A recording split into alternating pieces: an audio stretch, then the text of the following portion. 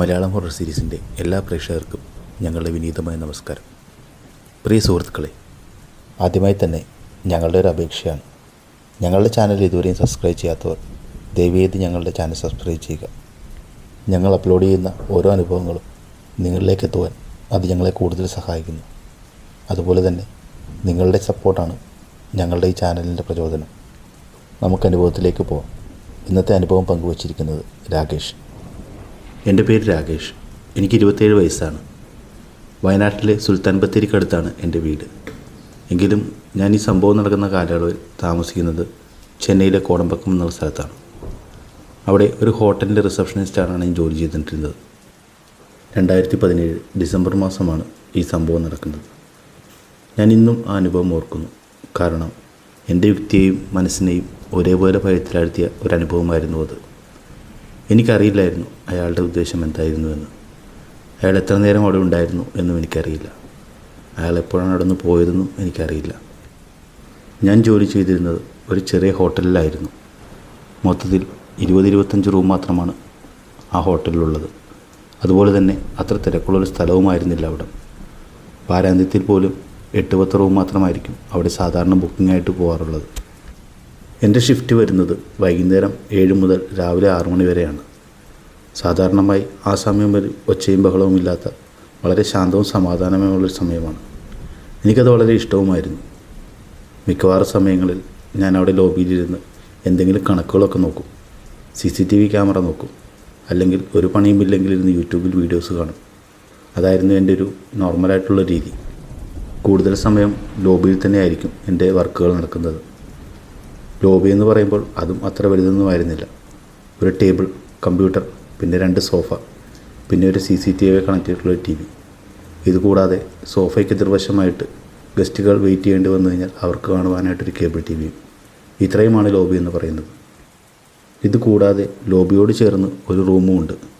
അവിടെ ഒരു ചെറിയ ബെഡും പിന്നെ ഒരു ഗ്ലാസ് വിൻഡോയും. കാരണം അകത്ത് ഞാൻ കിടക്കുമ്പോഴും എനിക്ക് ലോബിയിലേക്കൊരു ശ്രദ്ധ കിട്ടുവാൻ വേണ്ടിയാണ് ഗ്ലാസ് വിൻഡോ കൊടുത്തിട്ടുള്ളത്. അതുപോലെ തന്നെ മെയിൻ ഡോർ എപ്പോഴും ക്ലോസ്ഡ് ആയിരിക്കും. രാത്രിയിൽ ഗസ്റ്റ് വന്നാലും ഡോറിനോട് ചേർന്ന് വെച്ചിട്ടുള്ളൊരു സ്വിച്ച് ഞെക്കിയാൽ എനിക്കറിയാൻ സാധിക്കും. ഞാൻ അകത്തുനിന്ന് ഡോർ ഓപ്പൺ ആവാനുള്ള ബട്ടൺ ക്ലിക്ക് ചെയ്താൽ മാത്രമാണ് ഡോർ ഓപ്പൺ ആവുക. സാധാരണയായി പാതിരാത്രി ആയാൽ അങ്ങനെ ഗസ്റ്റുകളൊന്നും ഉണ്ടാവാറില്ല. പിന്നെ ചില പ്രീ ബുക്ക് ചെയ്ത ഗസ്റ്റുകൾ വല്ലപ്പോഴും പാതിരാത്രി സമയങ്ങളിലും വരും, അത്രമാത്രം. അങ്ങനെയിരിക്കെ ഒരു ദിവസം, കൃത്യമായി പറഞ്ഞാൽ 2017 ഡിസംബർ 8 വെള്ളിയാഴ്ച രാത്രി ഏകദേശം 12:30 കഴിഞ്ഞപ്പോഴേക്കും ഒരു മനുഷ്യൻ ഹോട്ടലിലേക്ക് വന്നു. അയാൾ വന്ന് മുന്നിലെ എൻട്രി ബട്ടൺ ക്ലിക്ക് ചെയ്തു. ഞാൻ അയാളെ ഡോർ ഓപ്പണാക്കി അകത്തേക്ക് കയറ്റി. അയാളെ കാണുവാൻ ഒരു 40-45 വയസ്സ് പ്രായം തോന്നിക്കും. നല്ല പൊക്കമുള്ള ഒരാൾ, മെലിഞ്ഞ വ്യക്തി. എന്നാൽ അത്ര മെലിഞ്ഞതുമല്ല. കൂടാതെ തലയിലൊരു ക്യാപ്പും വെച്ചിട്ടുണ്ട്. പിന്നെ അയാളുടെ പുറകിൽ ഒരു ബാക്ക് പാക്കും കിടപ്പുണ്ട്. അകത്ത് കയറിയതും അയാൾ ഡെസ്കിനടുത്തേക്ക് വന്നു. എന്നിട്ട് ഇന്നത്തേക്ക് ഒരു റൂം ഉണ്ടാകുമോ എന്നോട് ചോദിച്ചു. ഞാൻ പറഞ്ഞു ഉണ്ട്. അതിനുശേഷം ഞാൻ റൂമിൻ്റെ റെൻറ്റും കാര്യങ്ങളും എല്ലാം അയാളോട് പറഞ്ഞു. പുള്ളിയും തലകുലുക്കി. പേഴ്സ് എടുത്തു. അതിൽ നിന്നൊരു കാർഡ് എടുത്ത് ഒരു ദിവസത്തേക്കുള്ള ക്യാഷ് അടച്ചു. ലോഗ് ബുക്കിൽ അയാളുടെ ഡീറ്റെയിൽസ് എഴുതി വാങ്ങിയതിന് ശേഷം ഞാൻ അയാൾക്ക് റൂമിൻ്റെ കീയും കൊടുത്തു. റൂം നമ്പർ 214, 2ാമത്തെ നിലയിലാണ്. അയാൾ പോകുന്നതിന് മുന്നേ എന്നെ ഒന്ന് സൂക്ഷിച്ചു നോക്കി. അയാളുടെ മുഖത്ത് ഒരു ഭാവവുമില്ല, വളരെ ശൂന്യമായൊരു നോട്ടം. അതിനുശേഷം അയാൾ എലവേറ്ററിൻ്റെ അടുത്തേക്ക് പോയി. ഇതുവരെയുമുള്ള കാര്യങ്ങളെല്ലാം വളരെ സാധാരണമായിരുന്നു.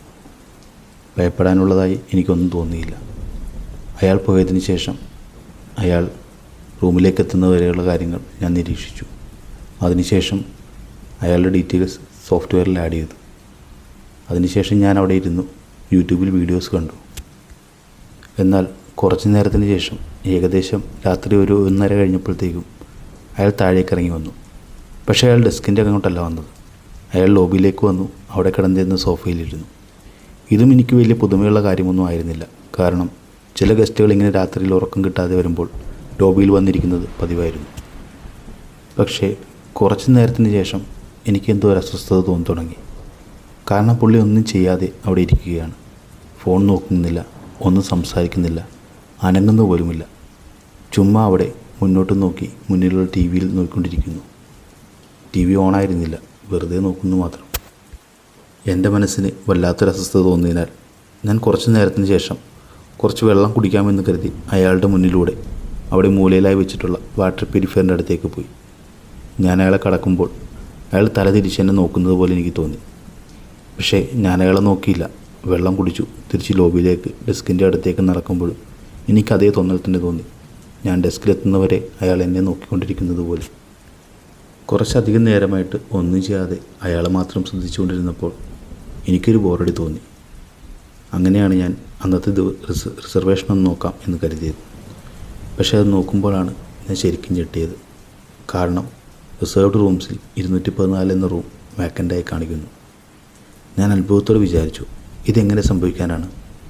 1 മണിക്കൂർ മുന്നേ അല്ലേ ഞാൻ അയാൾക്ക് റൂം കൊടുത്തതും റൂം റിസർവ്ഡ് എന്ന് ആക്കി മാറ്റിയതും. പിന്നെ ഇതെങ്ങനെ മാറി എന്ന് ഞാൻ ചിന്തിച്ചു. ഇനി സിസ്റ്റത്തിൽ എന്തെങ്കിലും മിസ്റ്റേക്ക് വന്നതാണെങ്കിൽ എന്ന് വിചാരിച്ചുകൊണ്ട് ഞാൻ ലോഗ് ബുക്ക് എടുത്തു. പക്ഷേ ലോഗ് ബുക്ക് ചെക്ക് ചെയ്തപ്പോൾ എൻ്റെ ശരീരവും മനസ്സും ഒരുപോലെ തണുത്തുറഞ്ഞതുപോലെ എനിക്ക് തോന്നി. കാരണം ലോഗ് ബുക്കിലൊന്നുമില്ല. അയാളുടെ പേരോ അഡ്രസ്സോ റൂം നമ്പറോ ഒന്നും രേഖപ്പെടുത്തിയിട്ടില്ല. പക്ഷേ ഇപ്പോഴും അയാൾ അവിടെ തന്നെ എൻ്റെ മുന്നിലിരിപ്പുണ്ട്. ഒട്ടും വൈകാതെ തന്നെ ഞാൻ സ്വൈപ്പ് മെഷീൻ എടുത്തു. ട്രാൻസാക്ഷൻ ഹിസ്റ്ററി നോക്കി. അതും എന്നെ വല്ലാതെ ഭയപ്പെടുത്തി. അവിടെ ആ ട്രാൻസാക്ഷനും കാണുന്നില്ല. എന്ത് ചെയ്യണമെന്നറിയാത്ത ഒരവസ്ഥയായിരുന്നു എനിക്ക്. ഞാൻ ഫോൺ എടുത്തു. 214 എന്ന റൂമിലേക്ക് വിളിച്ചു. ബെല്ലടിക്കുന്നുണ്ട്, പക്ഷേ ആരും അറ്റൻഡ് ചെയ്യുന്നില്ല. അപ്പോൾ എനിക്കൊരു കാര്യം മനസ്സിലായി. ഞാൻ റൂമിൻ്റെ താക്കോൽ കൊടുത്തു എന്നതല്ലാതെ അയാൾ ആ റൂമിലേക്ക് കയറിയിട്ടില്ല. കാരണം സിസ്റ്റത്തിൽ ഇപ്പോഴും റൂം നമ്പർ 214 നോട്ട് എക്യുപ്പൈഡ് എന്ന് തന്നെ കാണിക്കുന്നുണ്ട്. ഒന്ന് അനങ്ങുവാൻ പോലും പറ്റാതെ ഞാൻ അയാളെ നോക്കിക്കൊണ്ട് അവിടെ നിന്നുപോയി. കുറച്ച് നേരത്തിന് ശേഷം ഇച്ചിരി ധൈര്യം സംഭരിച്ച് അയാളുടെ അടുത്തേക്ക് ഞാൻ നടന്നു. എന്നിട്ട് ഞാൻ അയാളോട് ചോദിച്ചു, എന്തു പറ്റി? എന്താ ഇവിടെ ഇങ്ങനെ ഇരിക്കുന്നേ? ഓക്കെ ആണോ? അയാൾ എനിക്ക് നേരെ തല തിരിച്ചു. എന്നിട്ടൊരു ഭാവവ്യത്യാസവുമില്ലാതെ പറഞ്ഞു, എനിക്ക് ഉറക്കം വരുന്നില്ല. ഇത് പറഞ്ഞിട്ട് അയാൾ ഒരു വികാരവുമില്ലാതെ തല തിരിച്ചു. വീണ്ടും അതേ ടി വിയിലോട്ട് തന്നെ നോക്കിക്കൊണ്ടിരുന്നു. അവിടെ നിൽക്കുമ്പോൾ എൻ്റെ കാലുകൾ വിറക്കുന്നുണ്ടായിരുന്നു. എന്ത് പറയണമെന്നോ എന്ത് ചെയ്യണമെന്നോ അറിയാതെ ശരീരമാസകലം ഒരു മരമുപ്പായി ഞാൻ അവിടെ നിന്നു. എൻ്റെ തല ഒന്ന് കുലുക്കിയിട്ട് അവിടെ നിന്ന് എങ്ങനെയോ എൻ്റെ ഡെസ്കിലേക്ക് നടന്നു നീങ്ങി അവിടെ പോയിരുന്നു. ഞാൻ അയാളിൽ നിന്നും മുഖമെടുത്ത് സിസ്റ്റത്തിലേക്ക് നോക്കി കുറച്ച് നേരം ഇരുന്നു. എന്നിട്ട് കുറച്ച് നേരത്തിന് ശേഷം തലപൊക്കി നോക്കിയപ്പോൾ അയാളവിടെ കാണുന്നില്ല. ഭയവും അത്ഭുതവുമായി ഞാൻ വിചാരിച്ചു, അയാളെവിടെ പോയി? ഞാൻ പോലും അറിയാതെ എങ്ങനെ അയാൾ എൻ്റെ മുന്നിൽ നിന്നും എങ്ങോട്ട് പോയി? ഞാൻ ക്യാമറയിൽ മുഴുവൻ നോക്കിയപ്പോൾ അയാളെ കണ്ടു. റൂമുകളുടെ ഇടനാഴിയിൽ അവസാനമായി ബാത്റൂമിൻ്റെ മുന്നിൽ അയാൾ നിൽക്കുന്നു. പക്ഷേ അവിടെ ഇരുട്ടായിരുന്നു. അതിനാൽ എനിക്ക് അയാളുടെ മുഖം കാണുവാൻ സാധിക്കുന്നുണ്ടായില്ല. ഞാൻ ക്യാമറയിൽ തന്നെ നോക്കിക്കൊണ്ട് എൻ്റെ ഡെസ്കിന് സൈഡിൽ നിന്നു. കാരണം എനിക്ക് അയാളുടെ അടുത്തേക്ക് പോയി എന്താ പറ്റിയെന്നോ എന്താ അവിടെ നിൽക്കുന്നതെന്നോ ഒന്നും ചോദിക്കാനുള്ള ധൈര്യമുണ്ടായിരുന്നില്ല. ഞാൻ ആ ക്യാമറയിൽ നോക്കി നിൽക്കുമ്പോൾ അയാൾ അവിടുന്ന് വീണ്ടും തിരിച്ചു നടക്കുന്നത് ഞാൻ കണ്ടു. ഞാൻ എൻ്റെ സീറ്റിൽ കയറിയിരുന്നു. അയാൾ അതുപോലെ തന്നെ തിരിച്ചു നടന്നു വന്നു. വീണ്ടും ലോബിയിൽ ഒന്നും സംഭവിക്കാത്ത പോലെ അതേ ടി വിയിലേക്ക് തന്നെ നോക്കിയിരുന്നു. എനിക്ക് എന്ത് ചെയ്യണമെന്നൊരു പിടിയും കിട്ടാതെയായി. ഞാൻ പതിയെ എൻ്റെ റൂമിൽ കയറി ഓണറിനെ വിളിച്ചു. എന്നിട്ട് നടന്ന കാര്യങ്ങളെല്ലാം പറഞ്ഞു. അണ്ണൻ എന്നോട് പറഞ്ഞു, ഞാനങ്ങോട്ട് വരാം, നീ അയാളെ നോക്കിക്കോളൂ, 20 മിനിറ്റ് എടുക്കും. ഞാൻ ഫോൺ കട്ടാക്കി വീണ്ടും ലോബിയിലേക്ക് വന്നു. പക്ഷേ അയാളിപ്പോൾ ലോബിയിൽ വീണ്ടും കാണാതെയായി. എൻ്റെ ഉള്ളു പിടക്കാൻ തുടങ്ങി. ഞാൻ പെട്ടെന്ന് തന്നെ ക്യാമറ സ്ക്രീനിലേക്ക് നോക്കുവാനും തുടങ്ങി. ഓരോ ഫ്ലോറായി നോക്കുമ്പോൾ അയാൾ 1ാമത്തെ നിലയിൽ കോറിഡോറിൻ്റെ അവസാനമുള്ള റൂമിന് മുന്നിൽ നിൽക്കുന്നത് ഞാൻ കണ്ടു. ഇത്തവണയും ഒരനക്കവുമില്ലാതെ ഒരു പ്രതിമ നിൽക്കുന്നത് പോലെ അയാൾ അവിടെ നിൽക്കുന്നു. ഞാനൊന്ന് ശ്വാസമെടുത്തു. അങ്ങോട്ട് പോയാലോ എന്നാലോചിച്ചു. പക്ഷേ എൻ്റെ മനസ്സ് അതിന് സമ്മതിക്കുന്നുണ്ടായിരുന്നില്ല. പെട്ടെന്ന് ഫ്രണ്ട് ഡോറിൽ നിന്നും ബസർ സൗണ്ട് വന്നു. ഞാൻ ഓണറായിരിക്കും എന്ന് കരുതി വാതിൽ ഓപ്പണാക്കി. പക്ഷേ അത് വേറൊരു കസ്റ്റമറായിരുന്നു. പേടിച്ചരണ്ട് നിന്ന എൻ്റെ അടുത്തേക്ക് അയാൾ വന്നു. ഡീറ്റെയിൽസ് പറഞ്ഞിട്ട് ഒരു റൂം വേണമെന്ന് പറഞ്ഞു. ഞാൻ ലോഗ് ബുക്ക് എടുത്ത് കൊടുത്തു. ഡീറ്റെയിൽസ് എഴുതി വാങ്ങി. പേയ്മെൻറ്റ് വാങ്ങിയ ശേഷം താക്കോൽ കൊടുത്തു. അയാൾ അവിടെ നിന്ന് പോയതും ഞാൻ വീണ്ടും ക്യാമറ സ്ക്രീനിലേക്ക് നോക്കി. ഇപ്പോൾ നോക്കുമ്പോൾ അയാൾ സ്റ്റെയർ കേസിൻ്റെ അവിടെ നിൽക്കുന്നു. റൂമെടുത്ത് പോയ ആൾ സ്റ്റെപ്പ് കയറി അയാളുടെ മുന്നിലൂടെ തന്നെ റൂമിലേക്ക് പോകുന്നു. പക്ഷേ എനിക്കിപ്പോഴും അറിയില്ല ആ കയറിപ്പോയ ആൾ അവിടെ ഒരാൾ നിൽക്കുന്നത് കണ്ടിട്ടുണ്ടോ ഇല്ലയോ എന്ന്.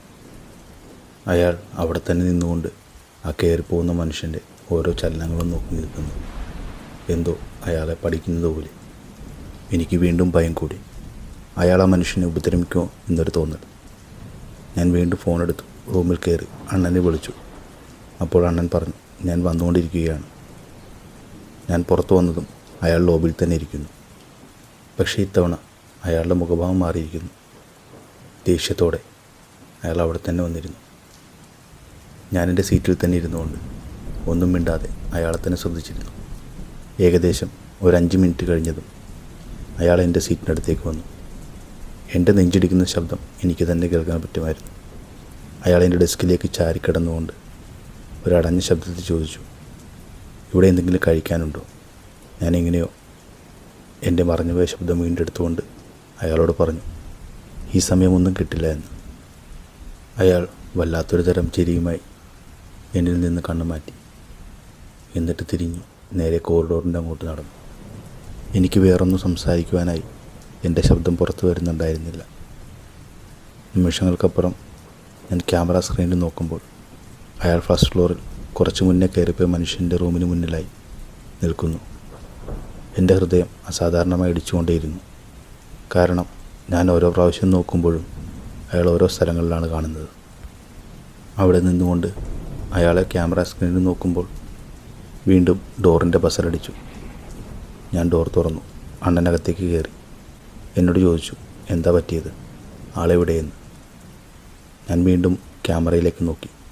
പക്ഷേ അയാളവിടെ കണ്ടില്ല. എന്തായാലും അണ്ണൻ വന്ന സ്ഥിതിക്ക് എനിക്ക് കുറച്ച് ധൈര്യം കിട്ടി. ഞങ്ങൾ രണ്ടുപേരും കൂടി ഓരോ ഫ്ലോറിലും കയറി നോക്കി. പക്ഷേ അയാളെ അവിടെ കണ്ടില്ല. ഞങ്ങൾ 3ാമത്തെ നിലയിൽ നിൽക്കുമ്പോൾ വീണ്ടും ആരോ ഫ്രണ്ട് ഡോറിൻ്റെ ബസർ നിൽക്കുന്ന സൗണ്ട് ഞങ്ങൾ കേട്ടു.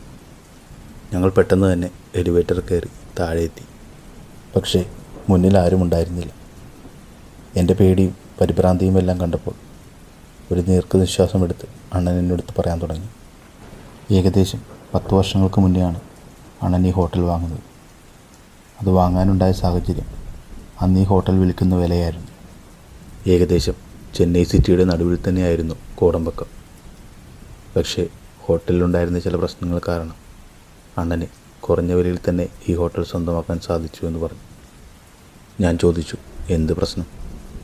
അണ്ണൻ പറഞ്ഞു തുടങ്ങി, അതിവിടെ 10 വർഷങ്ങൾക്ക് മുന്നേ താമസിക്കാൻ വന്ന ഒരു ഫാമിലി കൂട്ടത്തോടെ ആത്മഹത്യ ചെയ്തു. അതിനുശേഷം ഇവിടെ താമസിക്കുന്ന ജോലിക്കാർക്കും താമസിക്കാൻ വരുന്ന ആളുകൾക്കും ചില ദുരനുഭവങ്ങളൊക്കെ ഉണ്ടാവാൻ തുടങ്ങി. അങ്ങനെ ഇവിടെ ആത്മാവിൻ്റെ ശല്യമുണ്ടെന്ന് ഒരു വാർത്ത പ്രചരിച്ചു. അങ്ങനെയാണ് മുന്നേ ഉണ്ടായിരുന്ന ഉടമസ്ഥൻ ഇത് വിൽക്കുന്നത്. പക്ഷേ ഞാൻ ഏറ്റെടുത്തതിന് ശേഷം കുറേ പൂജകളൊക്കെ ചെയ്തിട്ടാണ് ഞാൻ വീണ്ടും ഇവിടെ വർക്ക് ചെയ്യാൻ തുടങ്ങുന്നത്. എന്നാൽ ഇന്നുവരെയും എനിക്കിതുപോലെ അനുഭവം അതിനുശേഷം ഉണ്ടായിട്ടില്ല. പക്ഷേ മുന്നേ ഉണ്ടായിരുന്ന ഓണർ എൻ്റെ അടുത്ത് പറഞ്ഞിരുന്നു ആ മരണപ്പെട്ട ആളിനെ അയാളോടെ കണ്ടതായി. ഇതാദ്യമായിട്ടാണ് ഇങ്ങനെ അനുഭവം നമുക്ക് വരുന്നത്. നമുക്ക് അടുത്ത ദിവസം തന്നെ ആരെങ്കിലും കൊണ്ടുവന്ന് എന്തെങ്കിലും പൂജകളൊക്കെ ചെയ്യാം എന്നാണ് എന്നോട് പറഞ്ഞു. അതിനുശേഷം ഇന്ന് ഞാനും ഇവിടെ തന്നെ കിടക്കാമെന്ന് പറഞ്ഞുകൊണ്ട് അണ്ണൻ മുന്നിലെ മുറിയിലേക്ക് കയറി കിടന്നു. അന്നാദ്യമായി എനിക്കൊരു കാര്യം തോന്നി. നമ്മൾ പോയി എന്ന് കരുതുന്ന പല ആളുകളും നമുക്കിടയിൽ തന്നെ ഉണ്ട്. നഷ്ടപ്പെട്ടു പോയ സന്തോഷവും കുടുംബവും ജീവിതവും എല്ലാം ഓർത്തുകൊണ്ട് നമ്മൾ പോലും അറിയാതെ നമുക്കിടയിൽ. ഇതെല്ലാം ഓർത്തുകൊണ്ട് ഞാൻ ആ ലോബിയിൽ തന്നെ ഇരുന്നു. ഓരോ പ്രാവശ്യവും ക്യാമറ സ്ക്രീനിൽ നോക്കുമ്പോൾ എനിക്ക് അയാളെ കാണുമോ എന്നൊരു ഭയമായിരുന്നു. ആ ഭയത്തിലിരുന്നു കൊണ്ട് തന്നെ ഞാൻ ആ രാത്രി വിളിപ്പിച്ചു. അതിനുശേഷം ഒരിക്കലും ആ ഹോട്ടലിൽ ഞാൻ നൈറ്റ് ഷിഫ്റ്റ് ചെയ്തിട്ടില്ല. എൻ്റെ ജീവിതത്തിലെ ഒരിക്കലും മറക്കാനാവാത്ത ഭയാനകമായ ഒരു രാത്രിയായിരുന്നു അന്ന്. ഞാൻ ഇന്നും ഓർക്കുന്നു ആ മനുഷ്യൻ്റെ മുഖം. എൻ്റെ മുമ്പിൽ വന്ന് നിസ്സഹായനായിരുന്ന ആ ഒരു മുഖം. നിങ്ങൾ കേട്ടുകൊണ്ടിരിക്കുന്നത് മലയാളം ഹൊറർ സീരീസ്. ഇനിയും ഇതുപോലുള്ള യഥാർത്ഥ പ്രധാനുഭവങ്ങൾ കേൾക്കുവാനായിട്ട് ഞങ്ങളുടെ ചാനൽ സബ്സ്ക്രൈബ് ചെയ്യുക.